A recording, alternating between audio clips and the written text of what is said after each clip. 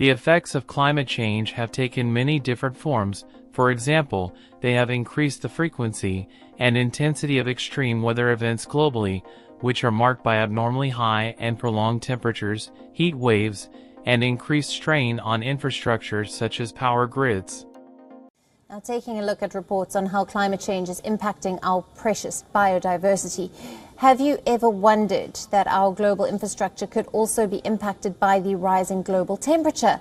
Transportation, telecom, energy, and water infrastructure form the basis of the global economy. In addition to helping connect people, it enhances the quality of life and is necessary for health and safety. However, these infrastructure structures can, even though robust, are vulnerable to climate change.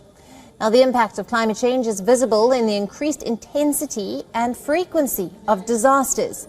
Now, these disasters have repeatedly shown their power to disrupt these four critical infrastructure pillars. Simultaneously, there has been an increase in flooding incidents, which occur when excessive precipitation overwhelms man-made and natural drainage systems, resulting in property destruction, community displacement, and financial losses. Prolonged droughts have also increased in frequency, which has a negative impact on agricultural output and exacerbates food and water scarcity problems in many parts of the world. For instance, after watching this video, feel free to watch our content on the environmental crisis surrounding the Panama Canal. Scientists, policymakers, and environmentalists unanimously agree that cutting greenhouse gas emissions, such as carbon dioxide, methane, and nitrous oxide, being the most effective way to combat climate change in the face of these mounting environmental challenges. These emissions are released during combustion in the Earth's atmosphere and significantly contribute to global warming, making it imperative to reduce them in order to mitigate the negative effects of climate change. There has been a noticeable increase in pledges to reach net zero emissions in response to these urgent issues. President Biden addressed world leaders in Glasgow, Scotland today, making the case for cutting carbon emissions globally. He outlined how the U.S. can cut emissions in half by 2030 and reach net zero emissions by 2050. He's trying to pull other countries along, like India and China, whose President Xi Jinping did not attend the summit. Biden's developed a plan called Prepare that would provide $3 billion to help developing countries manage the impacts of climate change. That plan needs the support of Congress. Encouraged by global accords such as the Paris Agreement, governments have committed to acting swiftly to curb global warming and achieve a balance between carbon released into the atmosphere and emissions removed from it. Furthermore, companies and industries are realizing more and more how important it is to support this international endeavor. Numerous businesses have made public commitments to attaining carbon neutrality, indicating a paradigm shift in business sustainability plans. In order to achieve net zero emissions, greenhouse gas emissions must be reduced as much as feasible. Any emissions that remain must then be offset by investments in renewable energy projects, carbon capture technologies, or reforestation. There has been a notable decrease in the overall carbon footprint as more organizations adopt these net zero aims, indicating a collaborative move towards a more sustainable and ecologically conscious future.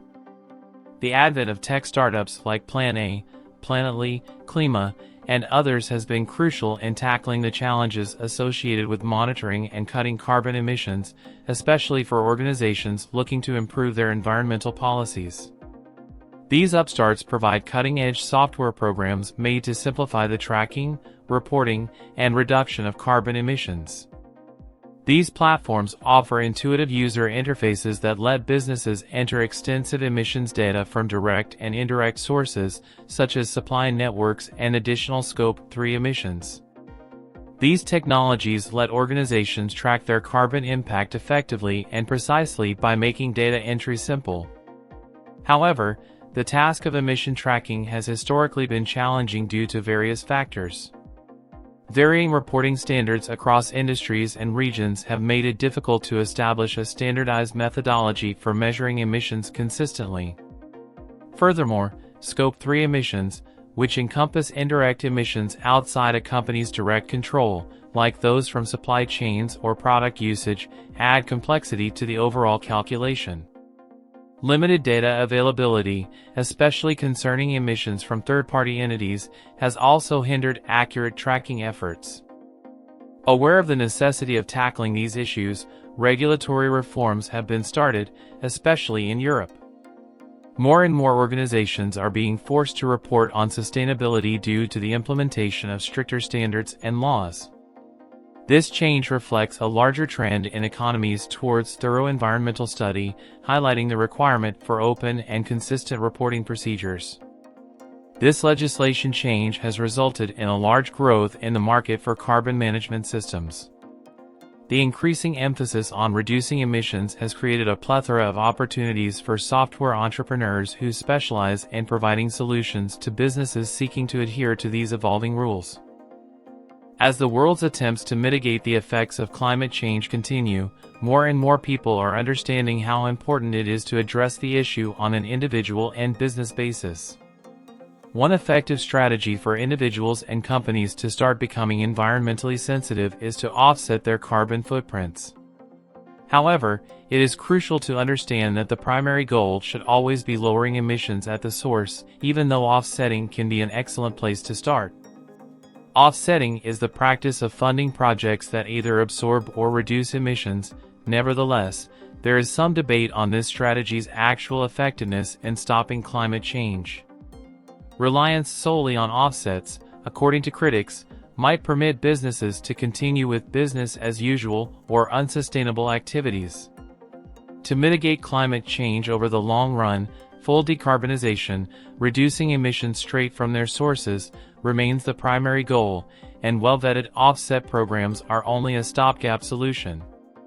The focus of effective long-term climate change mitigation solutions remains on carbon collection and reduction programs. The integration of environmental data into financial accounting systems has resulted in a significant transformation in corporate reporting practices. This integration implies a smooth connection between sustainability and financial data. When businesses integrate financial performance with environmental indicators, they may be able to see their total impact more clearly. Stakeholders can evaluate a company's financial standing in addition to its environmental stewardship by using this unified reporting method, which promotes better accountability and transparency.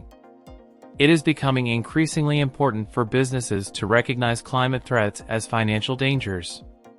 Businesses who do not adopt sustainable practices and appropriately manage their environmental impact may find themselves in serious trouble down the road. These difficulties could have an influence on consumer engagement and personnel retention in addition to their bottom line. Businesses must urgently align with sustainability standards for long-term success, as consumers and employees expect them to show environmental responsibility. Failure to do so could result in reputational harm and loss of market share. Today's world is shifting towards sustainability. Businesses are adjusting in line with the rising popularity of environmental issues. They are using eco-friendly practices and resource conservation. Regulations, financiers, workers, and end users are all driving this change. Nowadays, companies put more emphasis on enhancing society and the environment than they do on maximizing profits. This shift heralds a period in which companies who are successful in becoming sustainable will also make positive contributions to society. And with that, let's end the video. This is Visionomics, signing out.